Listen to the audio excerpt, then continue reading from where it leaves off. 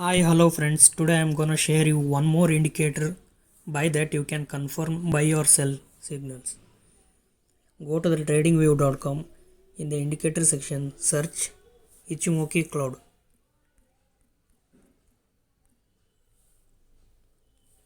Now the indicator is applied.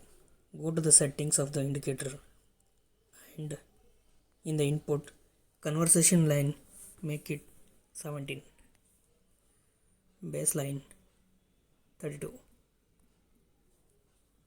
and span length be 59 and lagging span 16. For more clarity to study this indicator, in the settings, styles, unmarked lagging span, leading span and background also. Now you can see after removing all this. When the blue line crosses above the red line, buy the call. When the blue line crosses below the red line, sell the call. Before applying it to the real money trading, do backtest the indicator, do paper trading, minimize the stop loss and gain more profit.